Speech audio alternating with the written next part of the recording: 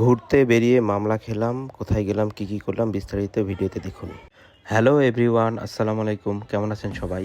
আজকে পরিবার নিয়ে একটু বাইরে যাচ্ছি, কিছু কেনাকাটা করব, ঘোরাফেরা করব। বাসা থেকে বের হয়ে লিফটে উঠে পড়লাম। এই যে এটা আমার মেয়ে আনহা। আমরা বাড়ির নিচে পৌঁছে গিয়েছি। বাড়ির সামনে আমাদের জন্য গাড়ি অপেক্ষা করছিল। আনহাকে নিয়ে গাড়ির দিকে এগোচ্ছিলাম। এই যে গাড়িতে উঠে বসে পড়লাম। আমার মেয়ে গাড়িতে উঠলে অনেক এনজয় করে, কারণ বাইরে অনেক গরম। গাড়ি স্টার্ট হয়ে গেল, আমাদের যাত্রা শুরু হয়ে গেল। মোড় ঘুরতেই আমাদের সাথে একটি ইনসিডেন্ট ঘটে গেল। আমাদের ড্রাইভার সিট বেল্ট পরেছিল না, তাই সার্জেন্ট তাকে ধরে কেস দিয়ে দিল। কি আর করার, কেস খেয়ে আবার রওনা দিয়ে দিলাম।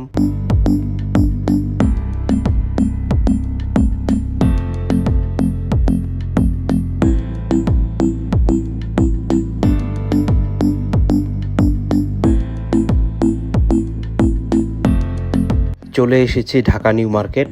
এটা ছিল প্রবেশদ্বার।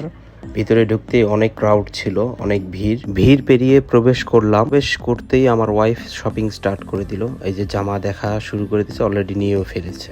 এইগুলা সব টু পিস ছিল। টু পিসের রেট অনেক চিপ রেট ছিল, মাত্র 400 টাকা 500 টাকা করে।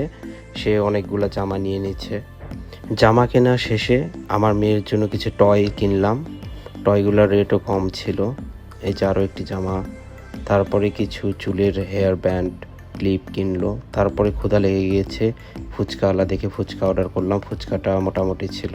খাওয়া শেষে আবার বাড়ির দিকে রওনা দিলাম। মাঝখানে হানি ফ্লাইওভার ছিল, টোল দিলাম। টোল দিয়ে এই যে বাড়ির সামনে পৌঁছে গিয়েছি, বাড়িতে প্রবেশ করছি। আজকের ভিডিও এতটুকুই। আল্লাহ হাফেজ।